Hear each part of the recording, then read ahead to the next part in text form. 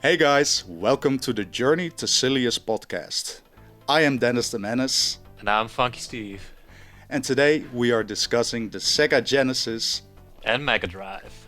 Alright, well, Funky Steve, do you want to start this one off? Yeah, sure. We're gonna talk about the memories. Doing some reminiscing. I like that. Yeah. I got my Mega Drive 2, Model 2, when I was, I think, 15 years old. I was really Yes. into buying retro games back then, and I collected a lot of Super Nintendo and Nintendo 64, and eventually through the Wii Virtual Console, I came onto the Sega games. Oh, yeah, the Wii Virtual Console was very popular for discovering a lot of retro games.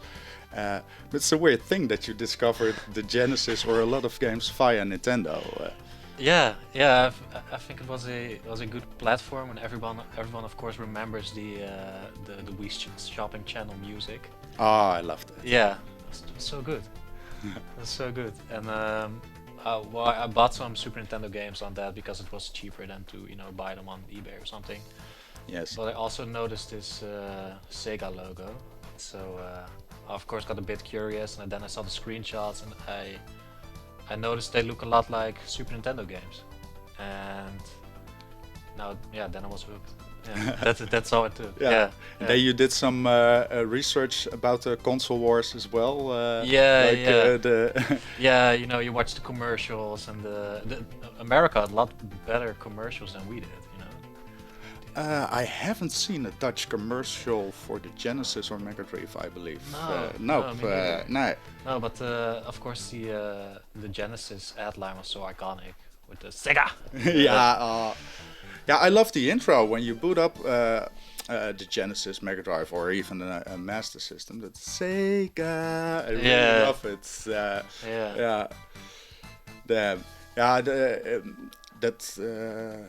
How was the channel called? Oh yeah, Sega Lord X has a very nice variant of that intro, and it's kind of so unanimous with Sega, that intro and that logo.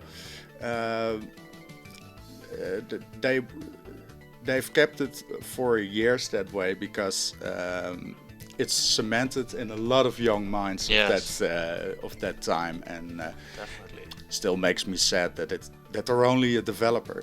But a friend of mine online, Scott from Sega Blogs, he actively collects games published and developed by Sega for all platforms. But he made a real thing of that, and that's really cool. I kind of do that with some of the Atari published games. When Atari stopped being a console company, they started publishing and developing games, and I kind of collect those. But I'm getting a feel for the Sega published games as well, especially on the Wii. Yeah. So I Definitely. really like those. Yeah, there was that Nights into Dreams sequel on the Wii. A sequel we didn't deserve, but we got anyway. We were so unappreciative of that first game. Yeah. And of course, the original Xbox has a lot of great Sega exclusives. And 360 too. oh yeah. Yes. Yeah, and a lot of games that like some licensed games that you think, huh? Was this made by Sega? Like Iron Man 2, for example. Yeah. I still have it. It's made by Sega, and there's a few other examples like that. But not real knock it out of the park titles. No, that's too bad. Yeah, they're focusing on Sonic. Yeah.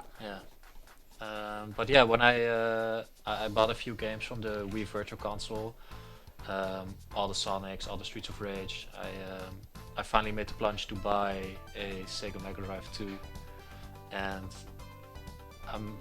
I'm kind of obsessive with like collecting for it, because first I want to know which games are on the Sega Mega Drive. Mhm.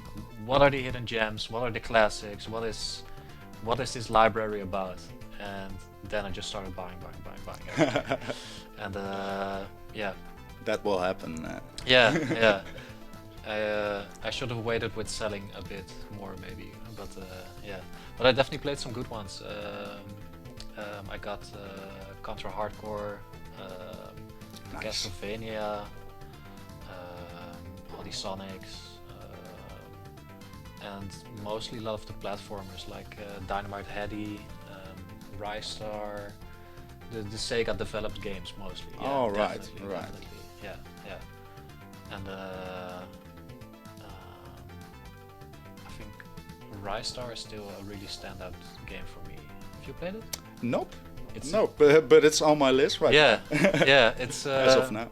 It's a game made by Sonic Team. Oh, very cool. Yeah, And the same sound team as well. I think so. Yeah, yeah. It sounds very very familiar. And anyway, you play as like this little star dude who can like stretch his hands, and he can like grab enemy and bash them with his head. That sounds familiar. Yeah, but it's also used in a lot of platform elements. But Okay. it had just such polish and that real Sonic Team trademark. Ah, nice. Yeah, Yeah. those animations are very fluent. Yeah, yeah, definitely, definitely. Like for me, that was always next gen. I said in our previous podcast that when I was introduced to the Sega Genesis, that seemed to me what next level console gaming was all about. All of a sudden, the NES didn't seem that impressive anymore, and that's why I kind of skipped the Super Nintendo, because Yeah. the Genesis came in between, and Yeah. and it's also how I wanted to ask you something else or discuss something. What I found really cool about Sega, I know that they're, I believe at the time, correct me if I'm wrong, but they had like two CEOs or creative directors, and one was a Japanese man and one was an American. So they kind of had that that American perspective all the way about marketing and stuff like that. Yeah, And definitely. Yeah. so it made for some very unique marketing, like I said, and games obviously. But one of the things that I found really cool is that there were a lot of Disney games, or a few at least, and Looney Tunes games, where Sega had something like Sega Japan were going to develop these in-house. So the Tasmania game for Master System and Genesis, but also Quackshot is developed in-house, and the animation is so fluid, so good. The colors, beautiful. It's just a next level game developing when you compare to a lot of other licensed, especially licensed cartoon games around that time. I played the Japanese version of Quackshot a few days ago, and I was really impressed, and actually remembered playing that back in the early 90s at the local McDonald's as well, just as Sonic and the McDonald's game, because that's where my Sega Mega Drive story actually started. Yeah. And McDonald's. yeah. That's where our great story starts. Oh my god. Yeah. And after a lot of years, actually this past year, I bought this Sega Mega Drive 2. It was my friends, Niels and his brother Ralph. They played a lot on that, and actually when I had my birthday in the retro gaming party, they were both here playing on that system again. Ralph was actually like, "Hey, I believe that's my Sega Mega Drive." You know, Niels had sold it to me, but didn't say it was his. Used to be his brother, so Brotherly betrayal. Nah, it was all in good fun. All in good fun. Yeah. And a while back, you actually contacted me and said, well, you know, I'm this 60 hertz snob. Maybe you should buy this Genesis, man. This American version. It was really on the cheap, and I thought, well, I like the look so much better than the original Mega Drive and the Sega Mega Drive too. But I didn't think it would make such a big impact. I spoke about this before in my pickups video, but the image via, I believe, components, just the IV cable via a modern television. It's beautiful. It's beautiful. I always thought I needed a CRT. I still want a CRT, but yeah, I showed you Yeah, a few weeks ago. it looked good. Yeah. Yeah, it looks good. Yeah. So. Yeah, you know, it says on the original Genesis, on the console itself, high definition graphics. And you weren't lied to. Technically you were, but I love how they threw those things around. I actually have the version that doesn't say that, and Oh, really? I believe that's the earlier version. I thought they added the high definition in the second wave or third wave. I'm not sure, but I didn't know that. yeah, I'm also not sure if there's any difference in quality. Like you have the one chip Super Nintendo, that is a thing, I know, but nah. Yeah, and so I've been discovering a lot of Mega Drive and Genesis this past year. Yeah. And that's kind of a beautiful thing, because there's only so much games you can discover when you are young. So going back on something you played when you were a child and opening up that library, damn, it's like discovering all these kinds of food. Like you went to one of the best restaurants there were, but you always had the same thing, and you have yet to taste 90% of the menu, and it's all great. And well, Streets of Rage, you named that game. I actually have that Mega Drive 6 game cartridge. They produced a few of these, also Mega Drive 1, 2 and 3. Those were just sporting games, but this has Golden Axe, Shinobi, Streets of Rage, Hang On. Columns. Columns, yeah, it's the perfect introduction package, and it's my most played cartridge actually. It's like almost baffling that they released that. Like, it's doesn't like, make any sense. It's throwing money at a consumer. Yeah. It's like, if you got that for Christmas, you were like set for the entire year. Yeah. But Streets of Rage, was of course a standout title, and I think definitely the soundtrack of the first Streets of Rage game is still my favorite. I thought it was a bit more bass heavy than the second one. And if I could like play every Streets of Rage games with the first soundtrack, that would be perfect.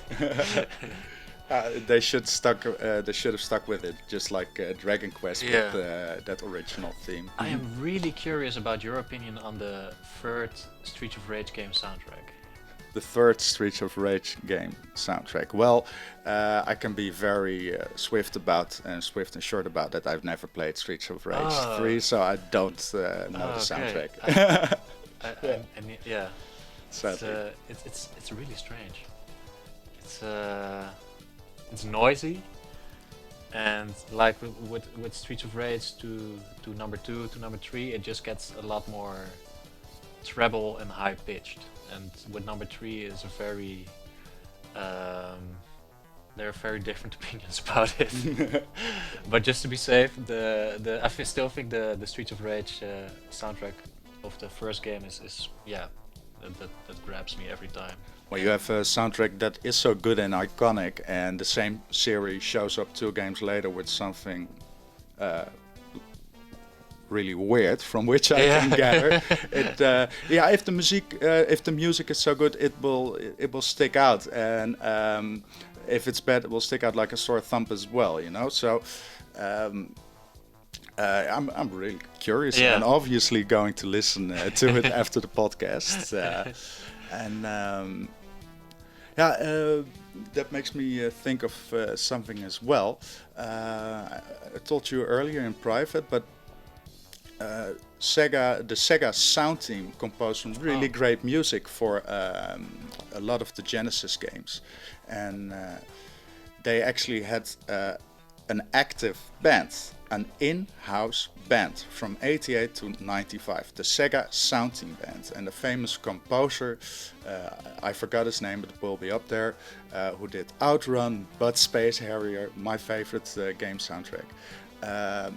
He played keyboards in the band, and the music really sounds like that early 90s jazz fusion, and a lot of influences from music all over the world, bossa nova, stuff like that, disco. It's really, really cool, and it's fat sounding, man. Drums, big and fat, percussive, slap bass in the mix. It had some attitude. I can absolutely recommend it. I've been listening to the Outrun soundtrack on repeat. Yeah. Oh, it's so beautiful. Yeah. It's really beautiful. Goosebumps. Yeah, that's great. When I bought Outrun 2 for the original Xbox, it came with a soundtrack CD.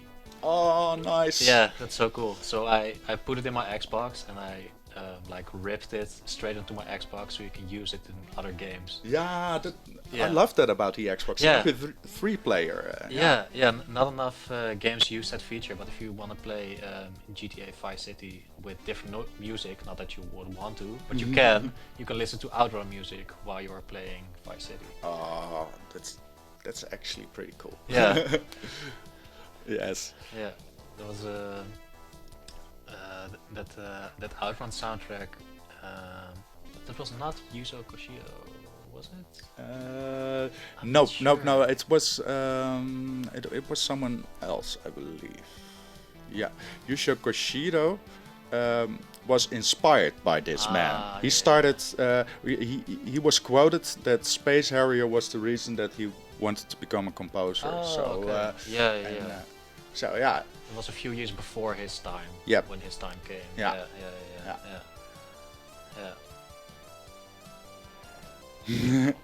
And what I was thinking about the library of the Sega Genesis and Mega Drive is that you gotta plow through it to find some of the gems. All of the games kind of look good, in my opinion, except Paperboy. I absolutely fucking hate that game. Or Home Alone. Paperboy sucks. Yeah, or Home Alone. But I also have a lot of Disney games and games like the Smurfs, and which looks pretty good.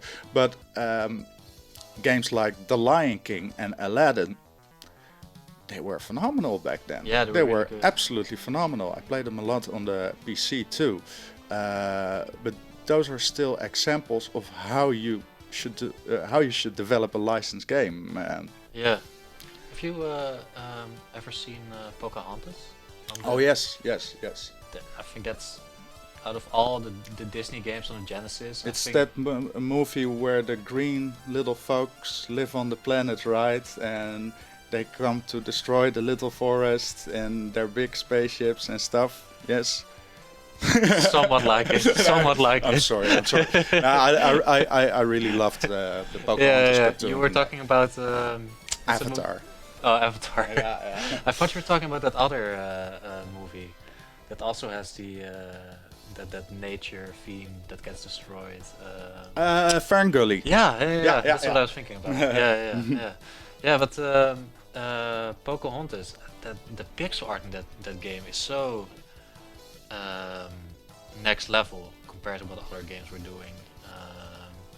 It went for a very, very different approach. I think a lot of the Genesis games were a lot about like dither effects, but yeah. Did it maybe have something to do with the color palettes as well? Definitely, because yeah. I remember that cartoon having really, really beautiful colors. I collected Disney stickers and stuff back then, and I really liked the trees. There are shades of blue and turquoise, I believe, and mint green and really dark greens in just one tree. Yeah. And her skin and her outfit just is such a beautiful contrast to what you see around her. I really love the color choices. Even as a child, it really spoke to me. Yeah. So that should have translated pretty well to 16-bit pixel art. Yeah, definitely. I think when you look at like games from the 90s and you look at the pixel art, you can say, this game was made in the 90s. Yeah. They have a certain look to them. But I think the Pocahontas game could be like this 2007 indie game, you know, when you look at the style. There's really something different about it. And yeah, I think that's yeah, I think that's really such a testament of what the Genesis could also do. You Yeah, know, yeah. so much variation was possible. Yeah. So Yes, yeah. It was the coolest console in my opinion, but it also could show that it could be the happiest yeah, console, you definitely, know, definitely. with the great license games, Yeah. and it was also pretty good for shooters, I believe, because a while back I was looking for a lot of shmups on the Super Nintendo, Master Yeah. System, and such, and well, was like 5 months ago, and back then there was a difference online in prices to now. It was it had a quick, ridiculous surge again in the summer, perhaps to do with Metroid as well. But Super Nintendo games they're coming down just a little bit. But Shane said to me, try to look for shmups and shooters on the Genesis, Yeah. Yeah. That's because there are so many hidden gems there. yeah, definitely. And also the Mega Drive shooters didn't have any slowdown, which you would often have on the Super Nintendo.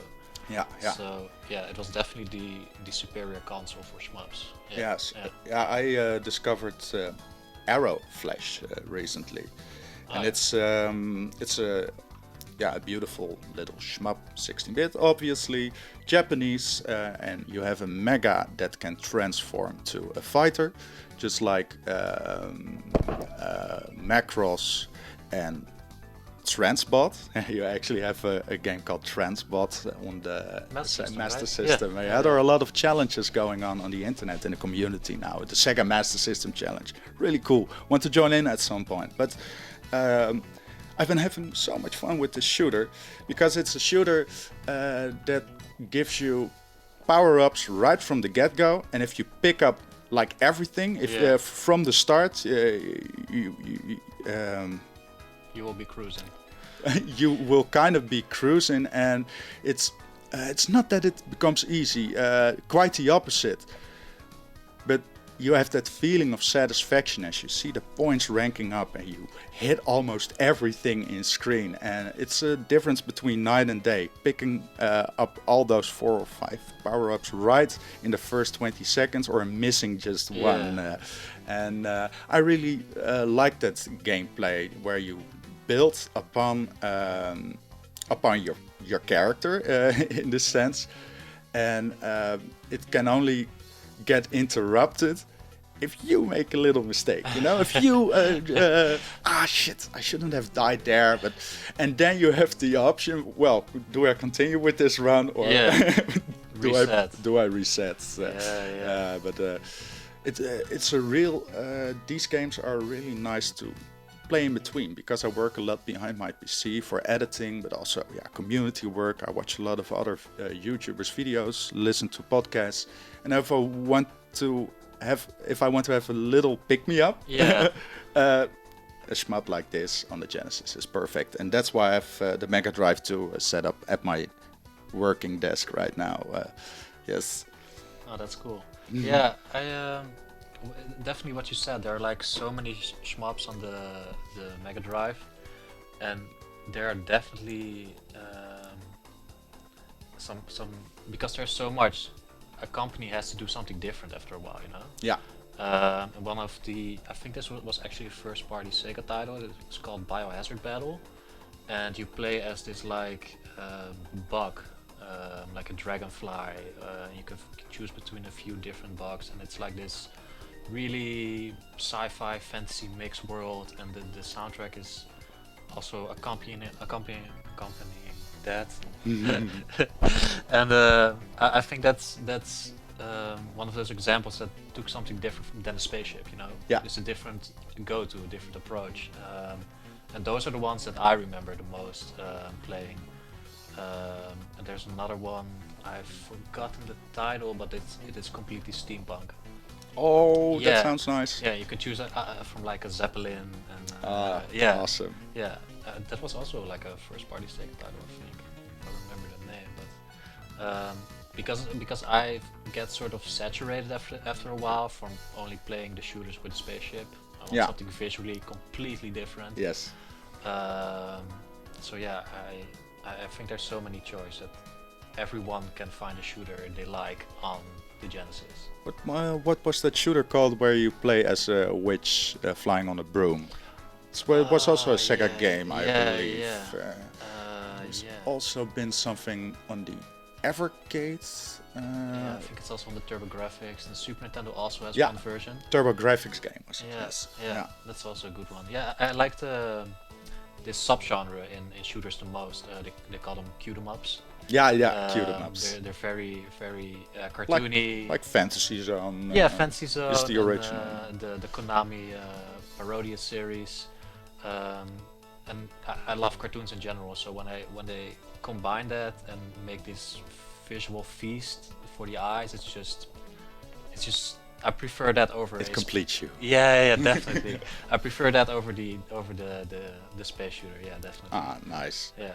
Yeah. Have you heard about this TurboGrafx 16 game and PC Engine game? It's really expensive right now. I'm not sure what it's called, but you are basically dropping turds and shooting turds, and it's really a poop and pee game, and you shoot toilets, or you are a toilet. I'm not sure what, but it's really expensive. It's in the it's like $400 or $500 or something. It's crazy. It's like a lot of money to look at shit. It's to look at literal shit. Yeah. But it's I'm sure they were like, oh shit, the shmup is getting so popular. This system is all about shmups, the PC Engine. Where can we go from here? Yeah, definitely. Let's go to Shit Town. Yeah. Fucking hell. Yes. But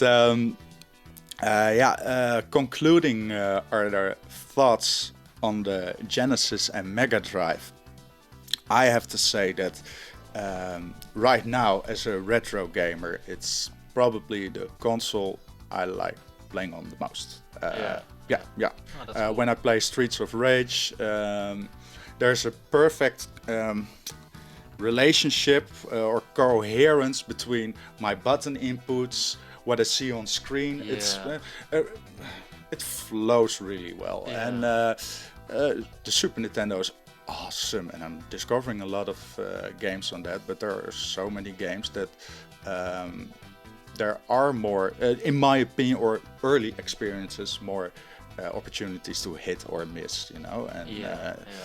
And the Genesis is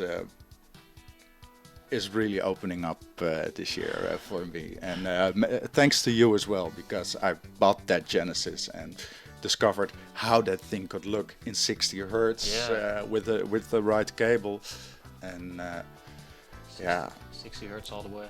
60 hertz all the way, and obviously collecting for it is cool as well. And in the plastic cases, they look really good. And they also like stay, in shape longer. They stay in shape because cardboard isn't made to last. No. So I bought. I'll finish off with saying that I bought a lot of loose Sega Mega Drive games. Yeah. And there are a few gems between that as well, like Arrow Flash, but also finally Aladdin. I still have to play it, but it's the first time. It will be the first time playing that since back then. But I got it on the cheap again. But damn, those games have been laying in a shed or a workplace for like 10 or 20 years, but must have been, because there were like spider webs or traces of spider webs in of spider webs. Yeah, traces. it was so and they felt all rough. Like how do you translate the word chalk in English? Do you know that? Chalk. Obviously, they were covered with chalk, so I had a lot of work cleaning them all, but it's part of the journey, man. It's part of the journey, because there are a lot of people who find this stuff online, have read that retro games are coming up, but also think, well, this already looks broken, it's probably broken, but let's try to get some out of it. So they're thinking they're scamming me. Yeah. But they don't know that I have pure alcohol and a lot of cotton swabs to and a lot of patience. And a lot of patience. Obviously, yes. So I'm really looking forward to discovering more of the Mega Drive via that lot in the coming weeks. Definitely. And well, this was our look back at the Genesis and Mega Drive. Do you have some finishing thoughts for us, Funky Steve, before we go off the air? Doesn't matter on which side you grew up, Nintendo or Sega, it doesn't matter. It's about getting both and getting away with it. That's quite ingenious. I really like that. And Sega and the Sega Genesis and Super Nintendo are like long lost little brothers to me, and they will stay that way. And dirty nephews. Dirty nephews. And we'll finish on that note, guys. I want to thank you so much for listening, and look out for a next episode of the Journey to Silius podcast. I've been Dennis the Menace, and I've been Funky Steve. See you next time. See you next time.